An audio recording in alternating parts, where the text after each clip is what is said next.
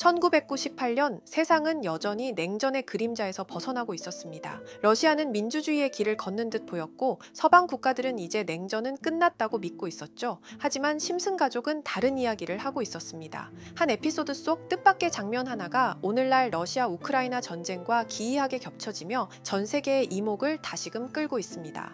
1998년에 반영된 에피소드에서는 익숙한 코믹 분위기 속에서 호머 심슨은 우연히 미 해군에 입대하게 됩니다. 잠수함 훈련 도중 그는 어김없이 사고를 치죠. 그 결과 미 해군 잠수함은 러시아영해 근처에 진입하고 곧 러시아 정부와 미국 사이에 군사적 긴장감이 흐르기 시작합니다.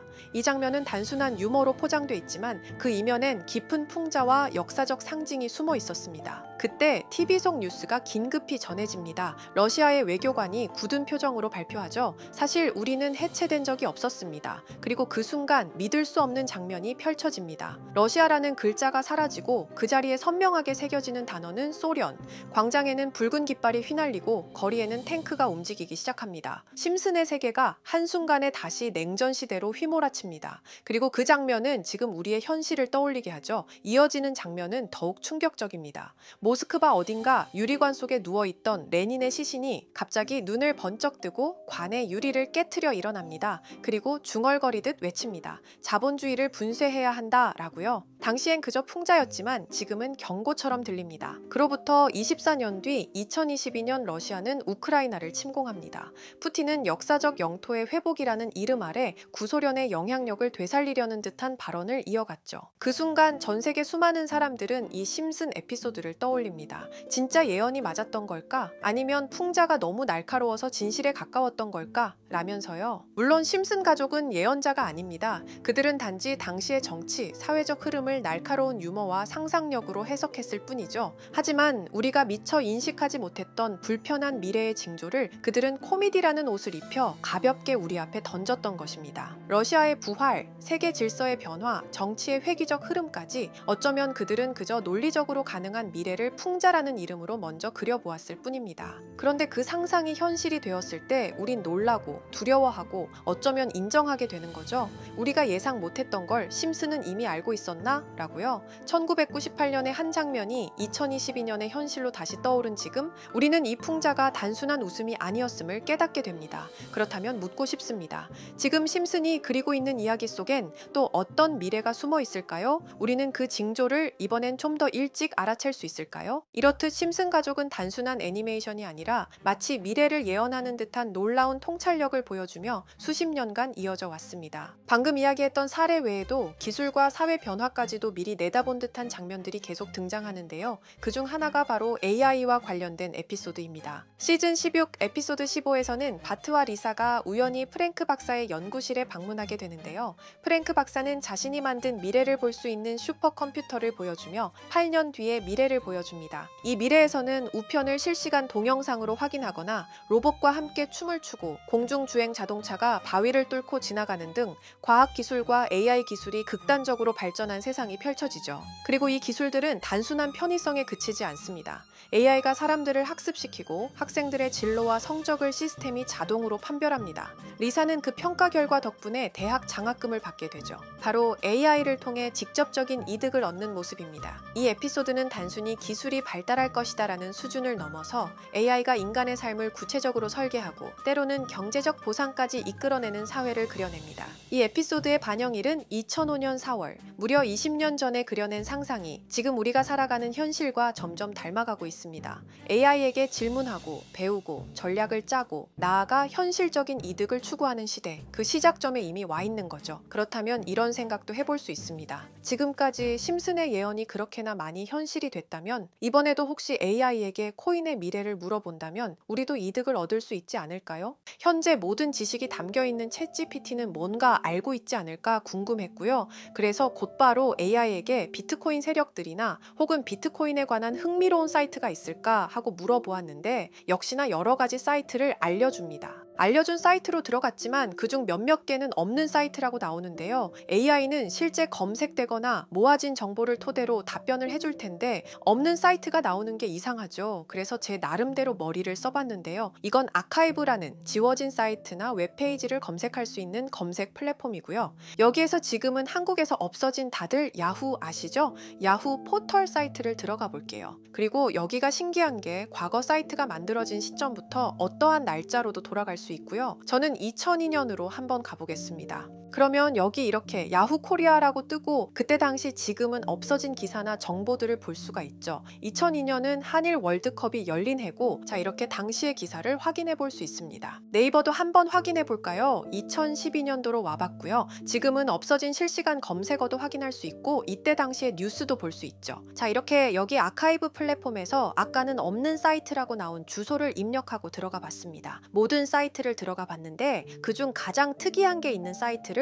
여러분께 보여드리려고 합니다. 이건 아카이브 플랫폼에서 보여지는 사이트고요. 구글에 지금 이 사이트를 검색해서 들어가 보면 이렇게 사이트에 연결할 수 없다며 웹페이지가 나오지 않게 됩니다. 다시 돌아가서 같이 보실게요. 여기에 비트코인 2009라고 써있고 밑에는 일루미나티 그림이 있죠. 이 위에 메뉴에 들어가 보면 코인 그림이 나오고 클릭했더니 별다를 건 없어 보입니다. 다른 메뉴에도 비트코인에 대한 역사 같은 게 쓰여 있고 이 일루미나티 사진 외에는 별다를 게 없어 보이는 그런 웹페이지인데요. 뭐 더 없어 보여서 다른 사이트를 찾아보려고 나가려던 찰나 여기 밑에 이걸 누를 수 있게 돼 있더라고요. 그래서 이걸 눌러보니 이런 게 나옵니다. 제가 일본어 해석은 할 수 없어서 번역기로 해석해 보니까 사토시 나카모토 관리자 이외의 액세스는 금지되어 있습니다. 네트워크가 원활하지 않습니다. 이런 의미 없는 글이 나오고요. 그런데 여기 아래쪽에 일루미나티 사진 밑에 비트코인 로고가 조그맣게 있어서 뭔가 이상하다 싶어서 눌러봤더니 이런 비트코인에 대한 히스토리가 나오고 여기 클릭 히어 있죠. 이걸 누르면 뭐가 나올까 싶어서 눌렀는데 안 되네요.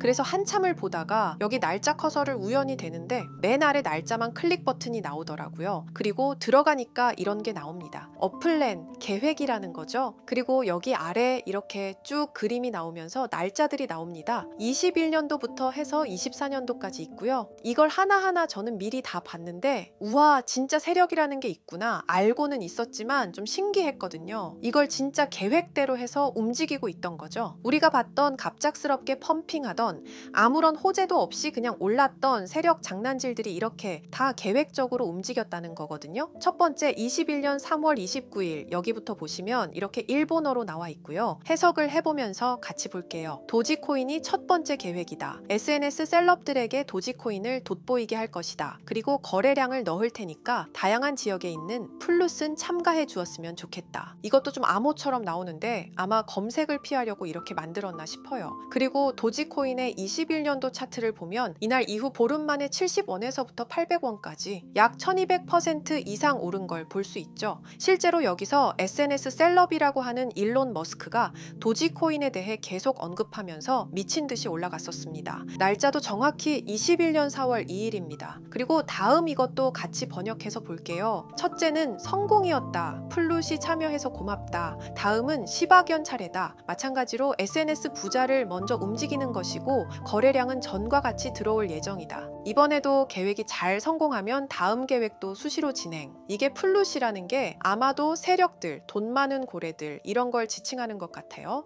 시바이누도 21년 10월 차트를 보면 0.008원부터 해서 1000%가 넘게 오른 걸 볼 수 있습니다. 여기까지만 보면 이런 생각이 들죠. 와 진짜 세력들은 계획대로 자기들 마음대로 담합해서 가격을 올리는구나. 다음 것도 같이 보실게요. 이번에는 다른 곳과도 얘기가 됐다. 봉크코인을 나눠주고 이 에어드롭이 투자자들에게 큰 폭탄을 일으킬 거야. 플룻도 함께 참가하는 것을 추천하며 이번 수익은 5000%가 넘을 것이다. 이제까지 1000%씩 수익 보던 세력들이 점점 대담해지며 수익률을 키워가고 있죠. 그만큼 자본금이 늘어나서 움직일 수 있는 물량수도 늘어났기 때문에 가능했던 걸로 보여지고요. 실제로 봉크코인은 23년도 약 8000%에 가까운 수익률을 보여주었습니다. 더 많은 것들이 계획에 있었지만 이미 지나간 내용들이라 지금은 의미가 없어서 생략하고요. 최근 가장 마지막 계획 글을 보겠습니다. 이번 코인 시장에서는 생각보다 거래량이 적었기 때문에 거래소에서도 문제가 많아 계획대로 되지 않고 있고, 일단 AI 코인 재단과 얘기를 했기 때문에 이쪽으로 진행하려고 하고, 이 땡땡 코인으로 4000%의 이익을 달성할 것이니 다들 잘 따라주길 바란다.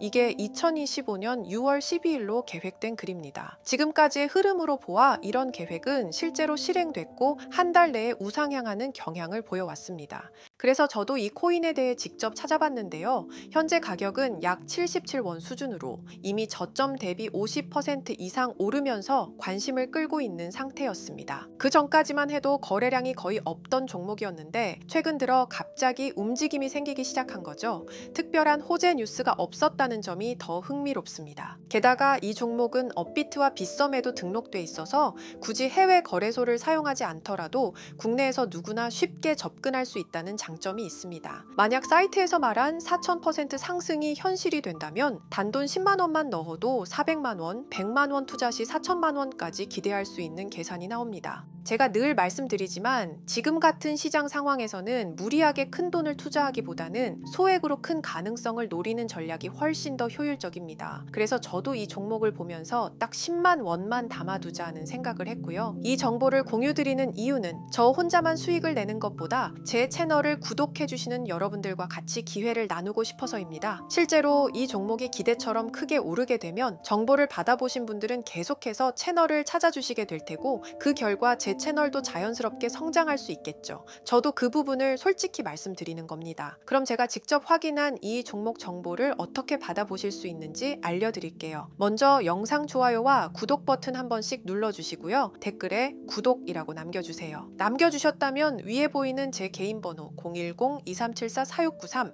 이 번호로 정보라고 문자 한 통만 주시면 이 사이트에 기재된 4000% 오를 수 있는 해당 종목을 바로 공유해 드리도록 하겠습니다. 정보라고 남기신 분들만 알려드리는 이유는 정말 실제 구독자분들께만 전달드리기 위해서입니다. 형식적인 절차가 아니라 저도 책임감을 갖고 공유 드리는 거니까요. 이번 종목 역시 시장 내 거래량 급증과 커뮤니티 관심도 증가, 기관 수급 흐름 등과 맞물리면 엄청난 상승을 보여줄 수 있는 가능성이 충분하다고 생각합니다. 어쩌면 여러분의 투자 인생을 바꿀 중요한 타이밍이 될 수도 있고요. 앞으로도 직접 확인하고 검증된 정보만 전달드릴 수 있도록 계속 노력하겠습니다. 지금까지 채널을 키워주신 구독자 여러분께 진심으로 감사드리며 앞으로도 함께 좋은 기회를 잡아갈 수 있도록 꾸준히 콘텐츠를 제작해 나가겠습니다. 제가 준비한 영상은 여기까지입니다. 오늘 영상도 시청해주셔서 정말 감사합니다.